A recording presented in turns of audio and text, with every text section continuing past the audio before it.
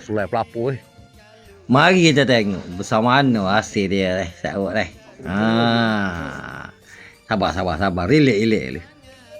Rezeki petani ni alhamdulillah, rezeki tak salah alamat sahabat kita buka.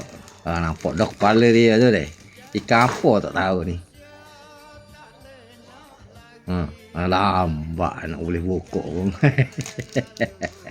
Kita tak sabar dah nak tengok lah. Ikan apa sebenarnya ni? Apa orang kata selai pelapung lah. Ikan apa saya tahu ni